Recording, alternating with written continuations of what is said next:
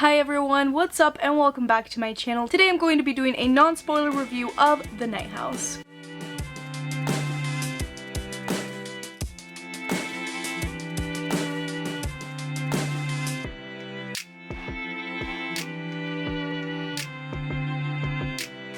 Reeling from the unexpected death of her husband, Beth is left alone in the lakeside home he built for her. She tries as best she can to keep together, but then the dreams come. Disturbing visions of a presence in the house call to her, beckoning with a ghostly allure. But the harsh light of day washes away any proof of a haunting.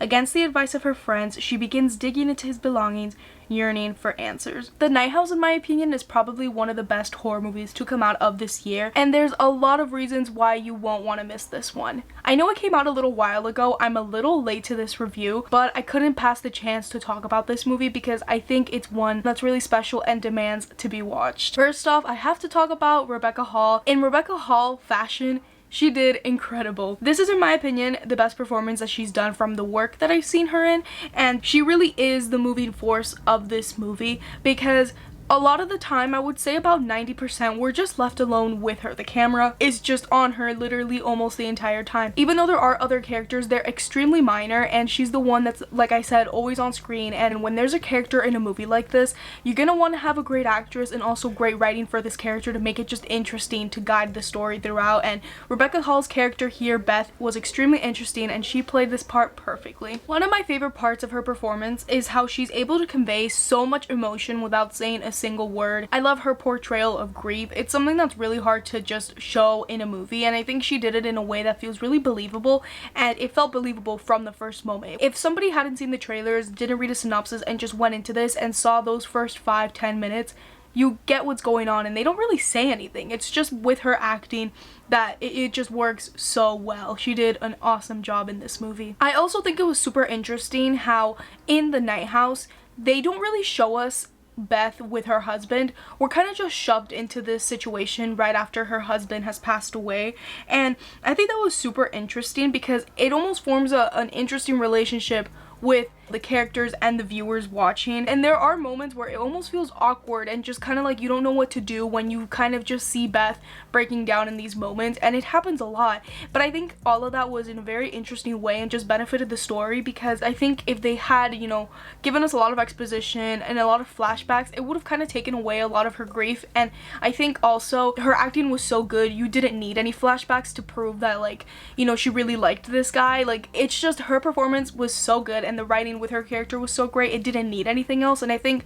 that's when you know you've nailed a character and you've nailed a really big important part in a movie. And The Night House also had incredible direction, production design, visual effects, and an amazing score that is to die for. David Bruckner is incredible with moving the camera.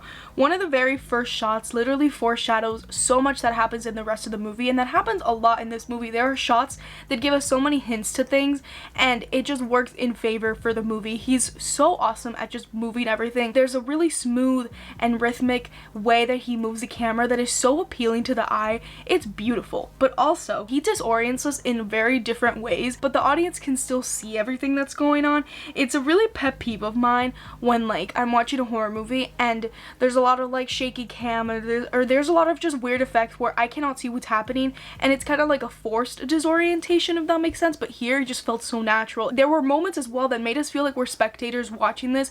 Like I said, we're kind of just thrown into the situation, we're thrown into her grief, we kind of just see certain things from a different angle, a wider angle, and it just worked so well. I think if you really like watching really beautifully directed horror films, you have to watch this one for sure. I also just liked the layout of the house, because the house itself in this movie is a character, and the movie makes that very apparent from the beginning all the way till the end. The house has a lot to say about the characters and a lot about the themes, and the production design is incredible. I love the way the house was set up and the way the camera just moved through the house, similar to The Shining where the hotel was really paid attention to. I think The Night House had similar attention to detail in that way. Each room meant something. Each room revealed something about the story, about the characters, about the entire situation, and I think that's just really, really cool that it was able to do that, because so many good props were used here, and it was just awesome. I also really like the coloring in this movie. It also revealed a lot. A lot of the technical aspects just worked really well with the story. I need to talk about Ben Lovett, who is the composer for the score of this movie.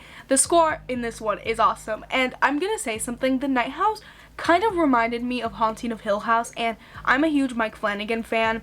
I love his work. I love how he's able to almost like make horror really sad, where it kind of is extremely terrifying but in not the way you would expect.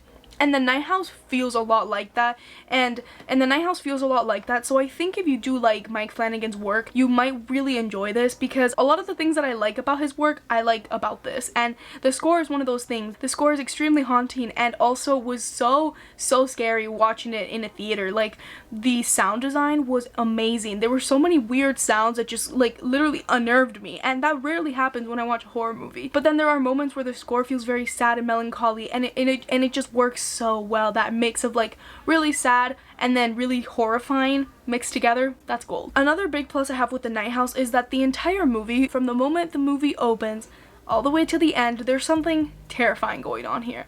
And yes, you go into this movie knowing it's a horror movie, but a lot of horror movies just feel like they have scenes that are super scary, but then the movie as a whole isn't scary, if that makes sense. But this, I don't know what about it. Like, I can't tell you exactly why it's like this, but to me at least, it felt like from the beginning something unnerving was going on. And if I could guess why it feels like that, it's because, again, we're thrown into this situation. They never kind of sugarcoat anything. It doesn't start with like a cute flashback of her and her husband.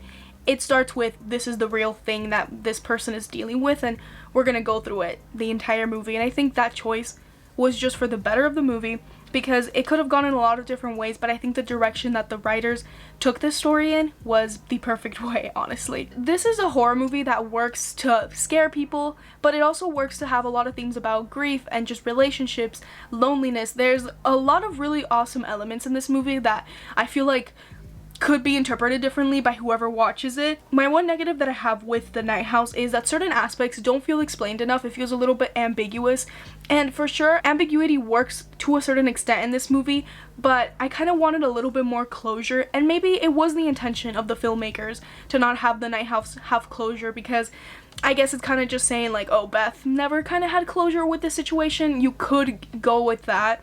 But I personally, as an audience member, had wanted closure, and I feel like I didn't get that, because there's certain things that weren't explained, and the concept of this movie is so crazy itself and so unique as well. It's so refreshing to see a unique horror movie. I just recently saw Malignant, and just like, I'm talking about these back to back, so if you like unique horror movies, definitely check out Malignant and The Night House out. But yeah, that's kind of my only negative, but I think the movie was paced really well. If anything, it loses a little bit of steam in the middle, but it didn't really affect me that much. This is a really great movie, and The Night House is better than I ever anticipated it to be, because I went into it and I was like, it looks good, but I came out and I was like, that movie was really great. So I'm going to give The Night House an A. You know, now with The Night House and Malignant, I'm so excited to check out more horror movies coming out in the year 2021. Hopefully Halloween Kills, coming out very soon, is just as good as both of them. I'm like hoping. Please be good, Michael. But yeah, if you guys have seen The Night House, let me know down below what you thought about it. I'm so interested to see if you guys liked the movie, if you didn't like it, and let me know what you thought about the ending, because I'm very curious about that. And thank you guys so much for watching today's video. I really appreciate each and every one of you a lot, and make sure to subscribe to my channel if you haven't already and you like reviews, especially horror movie reviews. And just make sure to like and comment if you just enjoyed what you saw. It really helps out the channel. And that's about it for me today, everyone. I hope to catch you in the next video. You guys are all awesome. Bye, everyone.